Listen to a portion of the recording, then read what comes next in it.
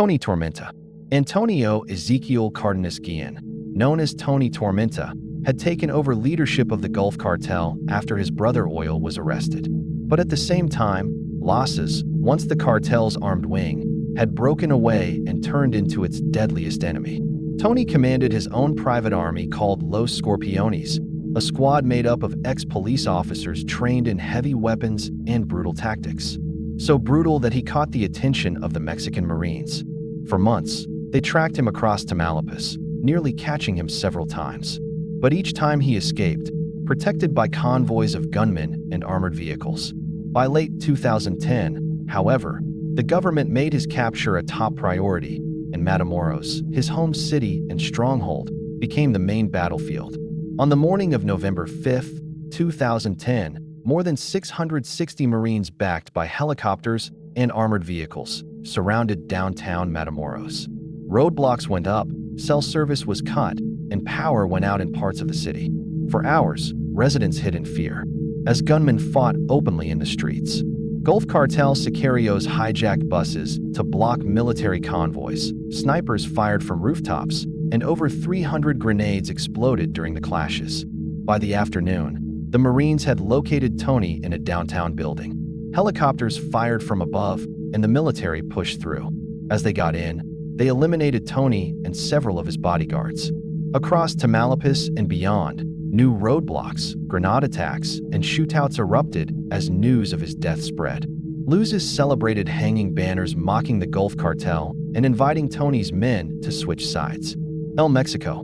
By 1989, Gonzalo Rodriguez Gacha, also known as El Mexico, was one of the most feared leaders of the Medellin cartel. But by then, he had gone to war with almost everyone. The Colombian government, the DEA, the Cali cartel, FARC guerrillas, and even old allies in the emerald trade. His empire was falling apart, and his enemies had started working together to bring him down. The final hunt began when a police informant secretly working for the Cali cartel revealed his location. The police traced him to Cartagena, but he slipped away by boat to his son Freddy and several others. Unfortunately for him, one of them was the same informant still passing information to the authorities. On December 15, 1989, two military helicopters carrying elite police units launched the attack. And at first, Gacha and his men tried to hide by dressing as farm workers. But when helicopters circled overhead, they ran to a red truck and attempted to escape. A gunfight followed across the countryside until near a group of trees. Some of his bodyguards and his son Freddy exchanged fire with police and were killed. Gacha, with one bodyguard left, kept fleeing in the truck until they abandoned it and tried to escape on foot through a banana plantation. Cornered and wounded, Gacha fired at a helicopter with a German submachine gun. His shots gave away his position, and the police answered with bursts of machine gun fire from above. A bullet struck him in the leg, bringing him down. And moments later, another hit him in the face, killing him. Pacho Herrera. In 1996, Helmer Herrera, one of the four leaders of the Cali cartel known as Pacho, surrendered to Colombian authorities after the other Cali bosses had been arrested. Unlike the Rodriguez Ora brothers, he operated more in the shadows, rarely appearing in public and almost never being mentioned by name. But this didn't prevent him from having enemies, even while in prison. Herrera and the whole Cali cartel had long been in conflict with the Norte Deva cartel, a powerful offshoot of Cali. And rumors spread that Herrera had betrayed their leader, Orlando Hanau, by giving information to the DEA. On November 6, 1998, during a football match inside the prison, Rafael Anel Herb Serna entered the field. Europe was not a stranger. He had been close to Herrera for years and even worked as an advisor. Herrera reportedly stopped the game and went to greet him. They hugged, and at that moment, Uribe suddenly pulled out a gun and shot Herrera 7 times in the head. Other inmates caught him and guards took him away. But Herrera died soon after in the hospital. Uribe later claimed Herrera had threatened his family after he failed to kill an emerald tycoon on Herrera's orders, but investigators doubted this. Many believed Uribe was acting under orders from the Norte Delva cartel themselves. Aruro Beltran Leva. Marcos Aruro Beltran Leva, once called Elfis, or the boss of bosses by his gunmen, had risen inside the Sinaloa cartel with his brothers by running security and drug routes for El Chapo.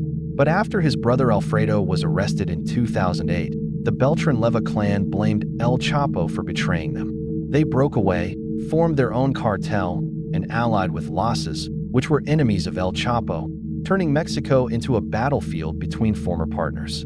Arturo led with brutality, filling the country with assassins, bribing officials, and spreading terror. So by late 2009, the Mexican government had made him one of its top targets. On December 11th, Arturo threw a lavish Christmas party at a mansion in Cuavica.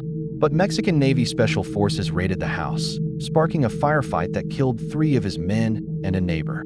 Arturo escaped, but 5 days later, intelligence led the Navy to another luxury apartment where Arturo was hiding. This time, they came with a crazy amount of force. Around 200 Marines, backed by tanks and helicopters, surrounded the building. A 90-minute gun battle followed. Arturo's men hurled grenades to hold them off, but Marines repelled from helicopters and stormed the building. When it was over, Arturo and 3 of his men were dead. The aftermath was bloody. Days later, gunmen assassinated family members of Melchicede Anglo Cordova, the Marine killed in the raid, murdering his mother and relatives after his funeral. Then a banner left at a kindergarten warned of more reprisals. Elsinore de Los.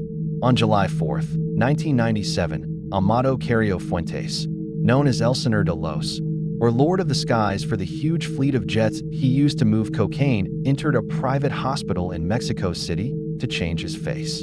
And you'll soon understand why. By then, he was the most powerful drug lord in Mexico, head of the Juarez cartel, and worth an estimated $25 billion. But pressure against him was growing. Both U.S. and Mexican authorities were closing in, and ordinary Mexicans had started protesting the politicians that allowed traffickers like him to operate. Carrillo, while on the run, believed surgery could buy him time. At Santa Monica Hospital, he underwent major plastic surgery on his face along with liposuction to change his appearance. But the operation didn't go as expected. Whether from a bad reaction to medication or a broken respirator, complications set in, and in the early hours of July 5th, Amado Carrillo Fuentes was dead. The most powerful drug trafficker in Mexico had not died in a gun battle or an ambush, but on an operating table.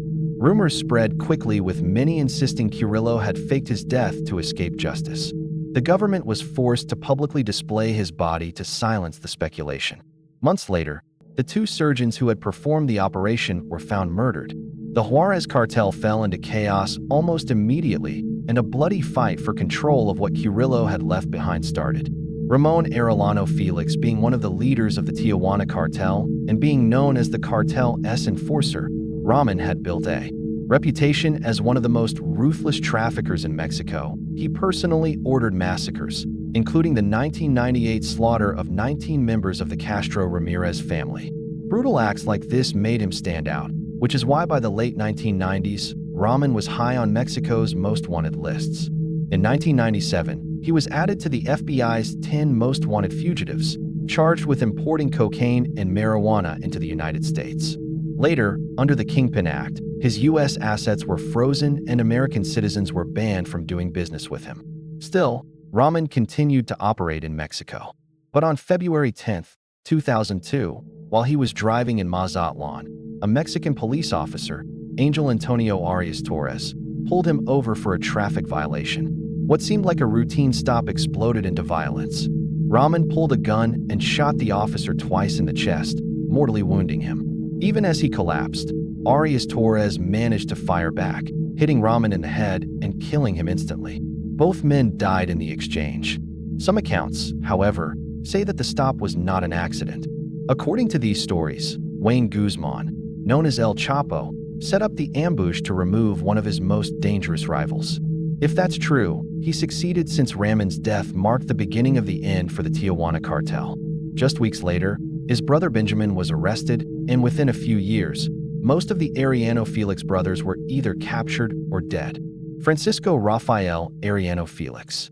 On October 18, 2013, Francisco Rafael, the oldest of the brothers who once controlled the Tijuana cartel, was celebrating his 64th birthday in Los Cabos, and around 80 to 100 guests, including politicians, businessmen, athletes, and other VIPs went to the party. By then, He had been out of cartel leadership for years after getting arrested in 1993 and released in 2008. Just after 8 p.m., a man dressed as a clown walked in, and he blended in long enough to get close. When he was only 3 feet away, he pulled out a pistol and shot Francisco Rafael in the head and chest. As he fell to the floor, the gunman fired more shots before escaping through a back door to a black SUV waiting outside. Guests panicked, running for cover under tables or fleeing into the night. The motive was never fully clear. Authorities suggested it may have been revenge over old debts or rivalries, possibly tied to the Sinaloa cartel or the Beltran-Leyva cartel. Some believed he had angered El Chapo by tipping off authorities about his presence in Los Cabos the year before. What made the case even more mysterious was that security at the party was unusually low and many guests left before police could question them, leaving little evidence. Elisa Harry Lozano was a former soldier who defected from the Mexican army and helped create Los Zetas, the armed wing of the Gulf Cartel that later broke away and became one of the most violent criminal groups in the country. As we mentioned in Tony Torment's section, by the late 2000s, he was one of Mexico's most wanted men. So much so that the U.S. government offered a $5 million reward for him, while Mexico added another $2 million. His end came on October 7, 2012, when acting on a civilian tip about armed men at a baseball game. Mexican Marines moved in. Lozano and a bodyguard opened fire from a white van, starting a shootout that killed both of them and one Marine. Fingerprint tests confirmed the dead man was Liano, making him the most powerful cartel boss killed since Mexico's drug war began in 2006. But the story didn't end there. His body was taken to a funeral home in Sabinas, Coahuila. And before officials could make the news public, a convoy of masked gunmen stormed the building, overpowered staff, and stole Lozano's corpse. That's because in the Zetas paramilitary culture, no man was to be left behind. His body has never been recovered. Lozano's death cleared the way for Miguel Trevenjo to become the uncontested leader of Losses, though he was captured less than a year later in 2013. Elche. On January 11, 1996, Elche, whose real name was Jose Santa Cruz Londano, had escaped from the La Picota prison in Bogota. He was one of the founding leaders of the Cali cartel, and unlike the Medi cartel under Pablo Escobar, which fought openly with bombings and assassinations, Cali used a quieter approach with corruption and bribery. This seemed to work since at its peak the cartel supplied up to 80% of the cocaine in the world. But after Escobar's death in 1993, all eyes turned to Cali. This was made worse by the bloody war with the Norte Deva cartel that we previously mentioned. Its leaders, together with paramilitary commander Carlos Castano and corrupt police Colonel Danilo Gonzalez, agreed that Cheap had to die. They arranged an ambush disguised as a police checkpoint, and Elche was shot dead on the spot.